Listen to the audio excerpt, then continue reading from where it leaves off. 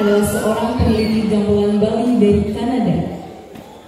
Sejarahnya bahwa gamelan Plegongan Banjarbadung itu dibuat tahun 1912 oleh Panda asal dari Tiengan, Kabupaten Klungkung.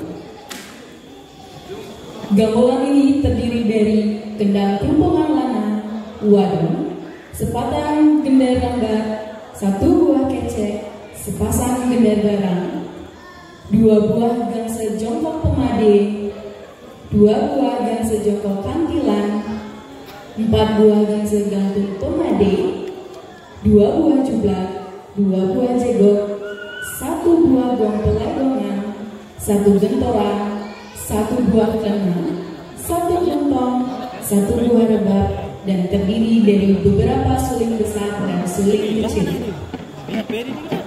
Bila gamelannya pun sudah seabad lebih, serta pelawak aslinya masih terawat dengan baik oleh masyarakat Banjarbadung. Kesan klasik dari perangkat gamelan memberikan aura taksu yang kuat, karena dibiarkan alami oleh masyarakat setempat, khususnya di Banjarbadung, Desa Adat, Kecamatan Menui, Kabupaten Badung. Rekan-rekan sekalian, mari kita sambut bersama anggota kelompok 1.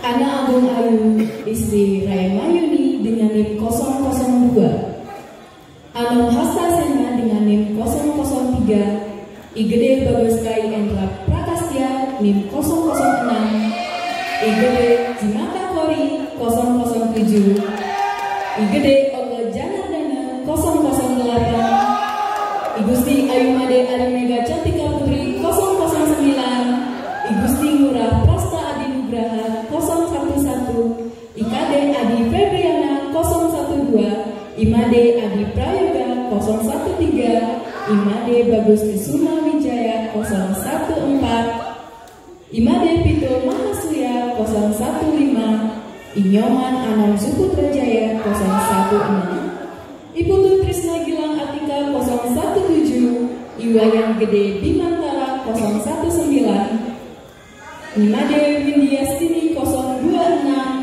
Padma Wahini 030, Putu Bagus Anam Santika 032, Putu Bagus Putra Wijaya 033, Putu Mas Yuda Setiawan 034, Putu Yoga Mahendra 035, dan Ikade Adi Oktariana 042.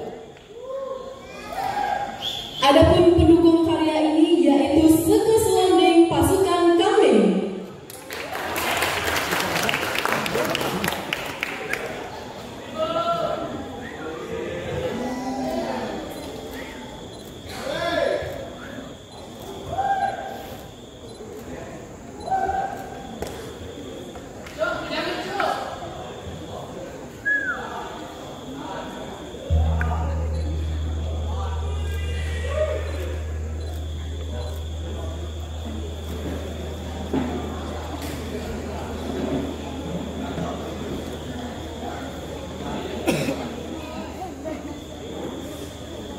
Untuk mengawali ujian kali ini akan dibuka dengan karya yang berjudul Tabu Solo, sebuah karya seni kerawitan yang diciptakan oleh Maestro Iwayang Lotring. Salah satunya yaitu Tabu Solo, merupakan salah satu bentuk komposisi baru di luar pakem Plegongan yang berlaku pada zamannya. Karya ini terinspirasi ketika pada tahun 1926 Seka Plegongan Kuta diundang pentas ke Keraton Solo, dan sepulangnya dari Solo, Iwayang Lotring terkenal-kenal pada gaya menabuh orang Jawa di Hal tersebut menjadi dasar terciptanya karya seni kerawitan Tabu Solo ini dan ornamen yang terbalut dengan pola ritme, kelincahan melodi, dan bentuk permainan kekelenyangan gamelan Jawa yang ditransformasi ke dalam gamelan Plegongan.